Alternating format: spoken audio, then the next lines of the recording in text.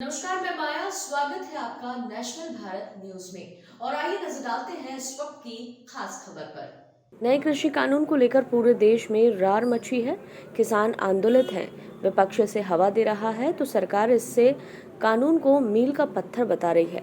इस कानून को पक्ष और विपक्ष इसे अपने अपने चश्मे में देख रहे हैं, तो वहीं राजनेताओं की तरह विशेषज्ञ भी इसे लेकर दो फाड़ हैं।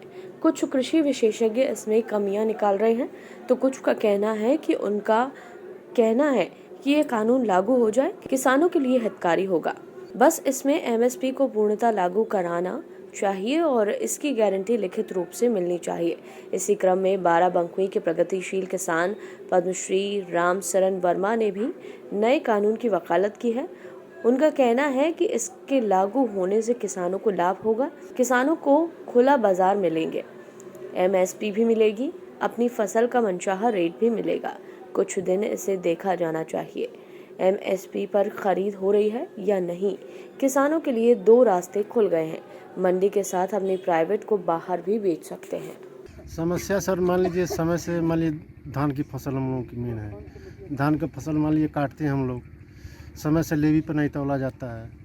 बाज़ार में बिचौलिए मान लीजिए सस्ता रेट से लेते हैं। हम लोग मान लीजिए छोटे काश्तकार हैं, मान लीजिए धान कटाई किए और उसके बाद उसको जुताई करना है, खाद लेना है, बीज लेना है, पैसे की आवश्यकता होती है, तो इसलिए हम लोग सस्ते रेट पर मजबूरन बेच देते हैं।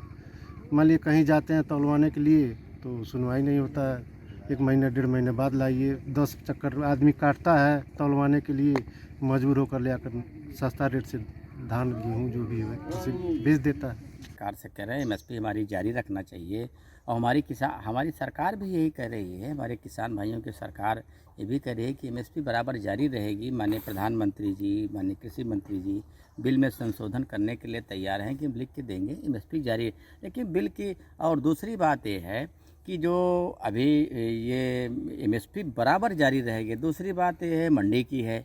और हमारे किसान भाइयों को पहली बात तो बिल में कायदे से पढ़ना चाहिए, समझना चाहिए। और अभी हमारे पास कुछ किसान आए थे, हमने उनसे पूछा तो हमारे किसान भाइयों को असली तौर पे बिल के बारे में भी जानकारी ही नहीं है।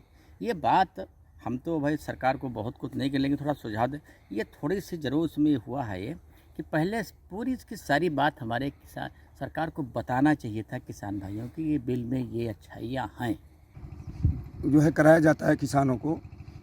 और उसमें जो है जहाँ भी मतलब उन्नतशील किसान हैं अपने कुछ अलग हट के करके दिखाते हैं और वो प्रशिक्षण हमको मिलता है देख के। जैसे यहाँ आए हैं हम, तो हमारी जो आलू की खेती है जैसे यहाँ वो पुरानी पद्धति वाली वो उस हिसाब से करते हैं, लेकिन यहाँ देखने को नया चीज़ मिला हमको कि ये जो नई तकनीक भी आपने लगाया है यहाँ, तो इससे देख रहे हैं फसल भी अच्छी है और उम्मीद है जब फसल अच्छी दिख रही है तो जो है पैदावार भी अच्छी होगी।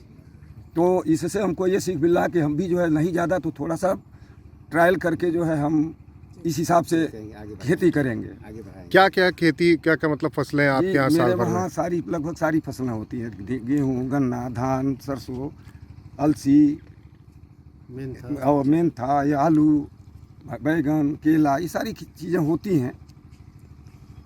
लेकिन ज़मीन जिस काश्तकार का जिस हिसाब से उस हिसाब से अपना वो करता है।